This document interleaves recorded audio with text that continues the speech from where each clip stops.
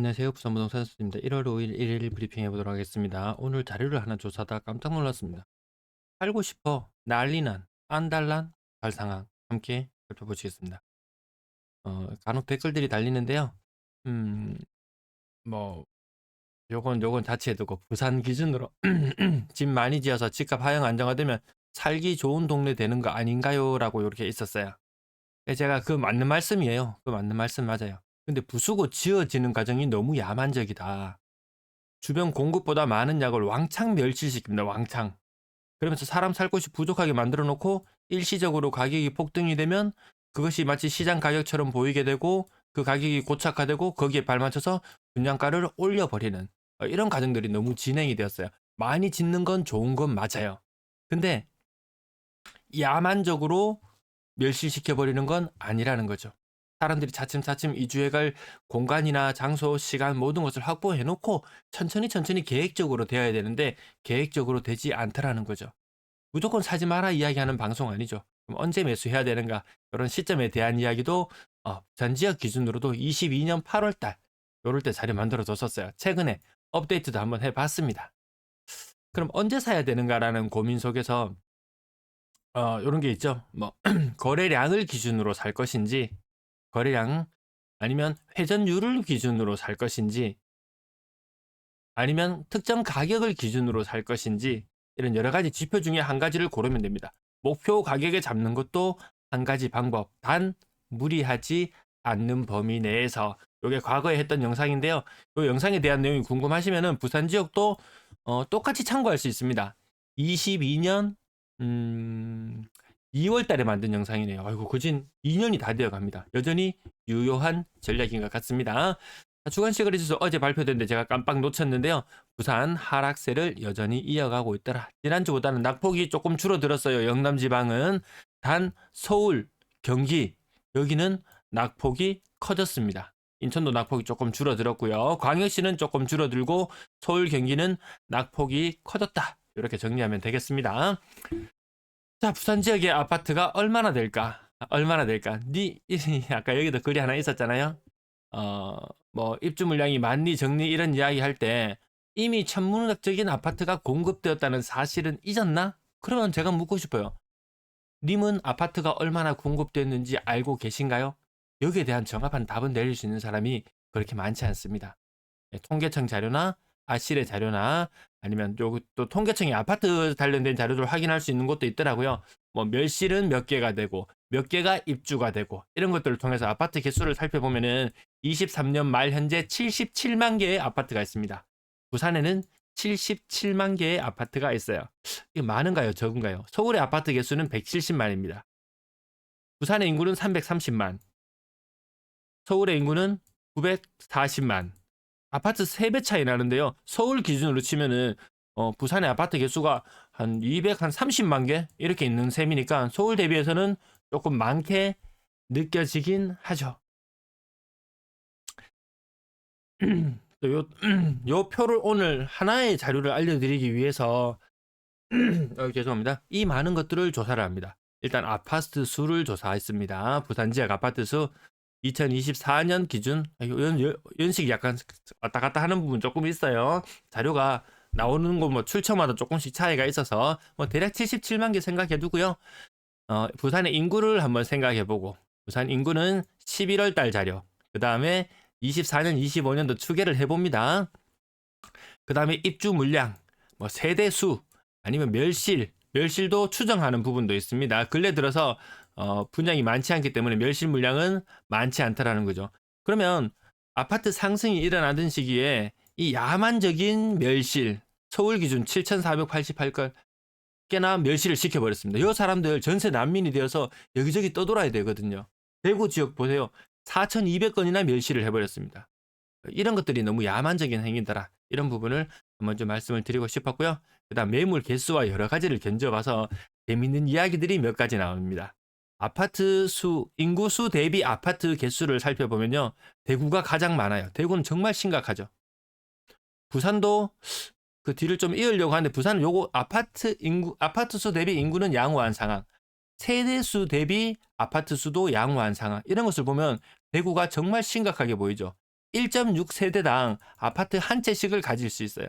그래서 제가 우스갯소리로 하는 말이 대구에 뭐 공항 후적지에 10만 가구를 짓고 그다음에 뭐 종상향 지역에 10만 가구를 짓고 어디에 또 10만 가구를 짓고 하면 머지않아서 대구의 아파트 수가 100만 개가 되고 세대 수 또한 지금 100만 세대가 조금 넘는데요. 세대 수도 100만 개 정도 돼요.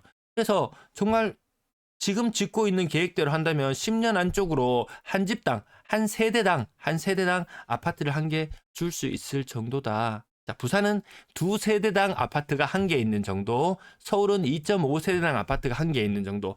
단순히 인구가 많아서 집값이 어느 정도 고평가 받아야 되는 부분도 있어요. 근데 이 시장에서 가격이 형성된다는 것은 희소성이죠. 희소성. 그럼 대구는 아파트가 흔해 빠졌죠. 서울은 아파트가 귀하죠. 부산은 대구와 서울의 중간 정도. 그래서 여기는 좀 부족하구나. 아파트가 좀 부족하구나. 요 정도 느낌이 들어요. 근데 오늘 제가 제목을 붙인 가장 핵심적인 키포인트는 이겁니다. 아실에 있는 매물 개수, 현재 날짜와요. 그리고 인구수, 아파트 수하고 견져봤습니다. 매물 수 대비 아파트 수. 요거 잘 안 보이시나요? 요거 제일 핵심적인 포인트인데요. 가장 빨간 곳이 울산 그리고 부산. 부산하고 울산은 팔고 싶어서 난리 났다. 예를 들어서 아파트가 1000개가 있는데 부산에서는 팔고 싶어 하는 사람이 한 68명 정도 된다. 이 정도 보시면 되겠고요. 대구는 아파트가 1000개가 있다면 그중에서 한 57명이 팔려고 한다. 특히 영남 지방이 특히 팔고자 하는 경향성이 강합니다. 젊은 사람들 다 떠나버리고 지방에 부모들이 자식 챙겨주려고 한 채 두 채 더 가지고 있던 것도 굳이 필요가 없더라. 정말 지방에는 팔려고 난리가 났어요. 그중에 부산이 아파트 수도 많지 않음에도 불구하고 왜 이렇게 팔려고 난리가 났을까? 왜 이렇게 난리가 났을까? 이 부분을 한번 생각해 볼 필요도 있을 것 같습니다. 이거 재미난 자료죠. 요거 제가 2시간 동안 좀 을딱거렸나? 네, 나왔습니다. 아파트 수, 인구 이런 부분들 한번 좀 생각해 볼 필요는 있을 것 같습니다. 예, 부산 지역 매물수 대비 아파트 수. 잘 보이시라고 이렇게 또 따로 제가 가지고 왔는데요. 팔고 싶어서 난리 났다, 난리 났다. 서울도 매물수는 폭증한다고 해요. 전체 인구나 아파트 수나 이런 것들을 견주어 봤을 때는 부산의 한 3분의 2 정도 수준밖에 안 되죠. 그래서 부산이 매물도 많고 뭐도 많고 주간 실거래 지수가 매번 올해 플러스를 한 번도 구경 못하고 이렇게 힘을 못 쓰는 이유는 사람들이 팔고 싶어서 안달이 나 있는 상태이기 때문에 그런 것 같습니다. 네, 뭐 실전 부동산, 실전 분양권 투자, 네. 거기서는 뭐 이제 대폭등만 남았다. 금리도 내리고 뭐도 하고 이런 이야기들이 아직도 현재 진행형인 듯한데요. 상황이 그렇게 녹록지 않다. 사람들이 많이 팔려고 할수록 그 이후의 시장 가격은 어떻게 형성되었는지 여러분도 기억하시리라 믿습니다. 자, 거래량은 앞으로 줄어들 것이고, 여기 호응해 주셔서 감사합니다. 쿠팡 사이트는 특정 상품을 링크하지 않고 쿠팡 사이트 자체를 링크해 뒀어요. 그냥 하시면 되고요. 쿠팡 기준으로 한번 여기 제 링크를 클릭하시면 24시간 이내에 거기 막 휴대폰으로 많이 검색을 하다가 제 링크를 눌렀다. 24시간 이내에 물건을 구매해 주시면 되고요. 알리익스프레스 기준으로는 제 링크를 한번 클릭하시면 72시간 기준으로 아무 상품이나 구매하셔도 저한테 인센티브가 주어집니다. 자, 매도 물량은 5700개, 52000개대에서 5700개 좀 떨어졌고요. 오늘은 금요일 매물이 늘어나야 하는 날임에도 불구하고 오늘은 매물 소폭 줄어들었습니다. 전세 물량은 오늘 소폭 늘어나서 13000개. 팔고 싶어 하는 사람이 많은 게 느껴지시죠? 5만 개죠. 서울은 7만 5천 개 정도 되거든요. 아파트 개수 몇 개라고요? 부산 기준으로 77만 개. 77만 개 중에서 5만 개의 매물이 나와 있고요. 서울은 170만 개 중에서 7.5만 개의 매물이 나와 있어요. 요 비율을 바꿔서 계산해 보면 이런 결과가 나오더라는 거죠. 훨씬 더 많은 사람들이 집을 팔고 싶어 하는구나. 물론 그런 것들은 또 구축이고 또 양극하고 이런 이야기는 또 할 수도 있겠지만 양극화 이야기를 하려면 또 끝도 없죠. 이미 뭐 정착 생활을 하고 뭐 농경이 시작되고 이미 그때부터 양극화는 계속해서 진행형이니까요. 그 이야기는 할 필요도 없겠다. 그래서 그 양극화의 그 프레임 속에서 지금 고가격의 아파트들은 나름 선방하는 모습을 보이고요. 저가격의 아파트들은 더 많이 떨어지는 모습을 보이죠. 이 양극화 프레임에 미련이 남아있는 그런 사람들. 그동안 수많은 호재성 이야기들이 많이 있었잖아요.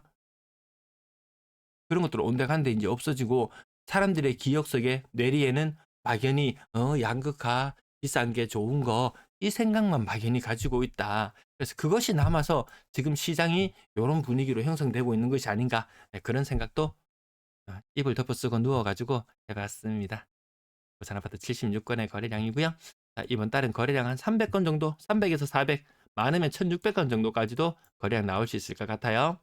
자, 그다음 달은 조금 더 줄어드는 모습으로 나타날 테고요. 일별 가격 한번 살펴볼게요. 일단 뉴비치 대단해요. 대단해요. 그래서 가격을 한번 확인을 해보면 뉴비치 가격이 언제 거래가 끝인가요? 2020년 1월이 끝입니다. 이때 완전 피크를 치고 난리 플러스를 치던 그 무렵의 끝이죠. 그래서 8억 6천에서 11억으로 올랐지만 신고가가 아니다 이런 느낌. 아쌍의 가격은 뭐 9억에서 10억 사이를 왔다 갔다 하는 것 같고요. 동네 레미안 아이파크 31평형 가격이 7억 3천, 뭐 34평형 가격 호가 기준으로 15억까지 봤으니까 정말 사람 속엔 머릿속에서는 반토막이 났다. 실거래 가격상으로는 별 차이가 없는 것으로 나타나 보입니다. 20% 정도 하락하는 것이 요 7억 8억 아파트 많이 나타나는데 그 사람들이 양극화 프레임이 남아있다. 그에 대한 그거는 그냥 이 자본주의 사회에서 사유재산이 인정되는 사회에서 지극히 당연한 현상이다. 이 정도를 그냥 인식하는 순간 이런 기대도 한층 좀 무너지지 않을까 싶습니다. 좀 30%씩 하락하는 것도 보이고요. 25%, 23% 동네 레미안 아이파크 이거 보십시오. 이 직거래거든요. 중개거래거든요. 가격이 10억 6천까지 갔던 것이 6억 7천으로 37%나 하락했어요. 이게 무슨 일이고 이거? 이거 무슨 일이고? 누가 이 고점을 만들어 버렸단 말입니까? 22년 5월달 지극히 분위기가 좋지 않을 때였거든요. 그럼에도 불구하고 신고가를 쓰는 사람도 있어요. 지금 다시 2차 하락기니 뭐니 말이 나올 정도로 시장 분위기는 그닥 좋지 않거든요. 그럼에도 불구하고 지금도 높은 가격에 거래를 하는 사람들이 있더라. 제 방송을 보시는 분들은 그래도 지금 평균 하락률은 마이너스 28% 부산이야. 부산 평균은 그거야. 내가 살려고 생각한다. 나는 마이너스 33% 정도는 돼야지 살 거야. 내가 팔려고 한다. 마이너스 23% 정도에 팔 거야. 내가 만약에 파는 입장이라면 거제동 월드 메르디앙처럼 이 하락률에 팔 것이고 내가 살려고 하는 입장이라면은 이 하락률 이건 좀 심하네요. 그 정도 요런 느낌 아시겠죠? 네. 그렇게 접근을 하셔야 된다. 내가 부동산 시장에 매물을 내놓는다? 그럼 조금 더 높게. 분명히 그 물건을 필요로 하는 사람들은 약간의 더 웃돈을 주고 사기도 하니까요. 내가 꼭 팔아야 되는 입장이다? 자영업을 한다? 지금 안 그래도 저는 자영업 얘기를 늘 말씀드리는 게 평생을 자영업을 하시면서 살아온 부모님을 옆에서 봐왔기 때문에 그렇습니다. 연체율이 높아진다? 이건 정말 피가 마르는 현상이 아니겠습니까? 네, 앞부분 가격은 쓸모시 지나갈게요. 30, 38% 사직상용 얘가 꼭 하락을 할 때 꼭 얘가 끼어요. 얘가 꼭 끼어 있습니다. 큰 낙폭을 보여주면서 끼어 있습니다. 평균적으로 28% 정도 하락하는 모습 기억해 두시면 되겠고요. 위아래로 견적하면 그렇습니다. 이제 가격 하나 3억 아래쪽에 뭐 자동, 뭐 좌파 우파 이야기 제 방송에서 굳이 하실 필요 없고요. 뭐 자동 우동 이야기는 하셔도 괜찮습니다. 좌파 우파 이야기는 하지 마시고요. 가격 36% 이렇게 이것이 바로 양극화라고 했던 그 세뇌시켰던 그 프레임의 한 단면. 사실상 양극화는 늘상 있어 왔었던 거고 근래 사회에 들어서 가장 큰 문제는 초양극화죠. 뭐 세계 제1의 부자들 뭐 이런 사람들이 가진 그 어마무시한 재산가 아닌 사람들 이렇게 그 이야기가 핵심이 되어야 되지 양극화 이야기는 더 이상 많이 뭐 회자될 필요는 없을 것 같습니다. 자, 이 부분으로 넘어갈게요. 건당거래대금 거래량 줄어든 거. 과거의 영광 무조건 거래량과 무조건 밀접한 관련이 있습니다. 싼 아파트가 거래되고 비싼 아파트 확실히 떨어졌죠. 지금 70% 거래 정도 되었는데요. 다시 백투더 2023년 1월 23년 12월 너무나도 닮아버리는 특례가 사라진 이후로 원래 자리로 돌아와 버렸다. 이것이 뉴노멀일지 모른다. 분위기가 안 좋을 때는 이런 거래량, 분위기가 좋을 때는 이런 거래량. 더 이상 과거 같은 이런 폭등 저는 없을 것 같아요. 충분히 아파트도 많고 팔고 싶어 하는 사람도 충분히 많더라. 갑자기 또 노인과 바다라는 말이 떠오르죠. 왜? 이제 준비도 하고 이 팔고 정리도 하고 손에 돈도 좀 들고 있어야 되거든요. 아파트 누가 오늘 하소연하는 글을 봤어요. 아파트 10억짜리 깔고 앉아서 살고 있는데 생활이 너무 빠듯하다. 이렇게 사는 것이 과연 옳은 것인가? 만약에 3억을 3억짜리 아파트 살고 7억짜리 이렇게 있으면 은행 뭐 배당주나 이런 것들 있잖아요. 나 평생 배당만 받을란다. 아니면 뭐 그 좀 유명한 배당 주식들 있잖아요.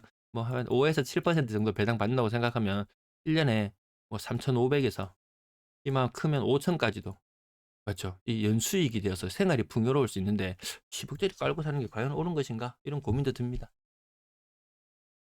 자, 뒷부분은 여기까지 줄일게요. 오늘 팔고 싶어서 안달난 부산 상황. 아파트 개수 대비 하려고 하는 매물 개수가 너무나도 많더라. 감사합니다.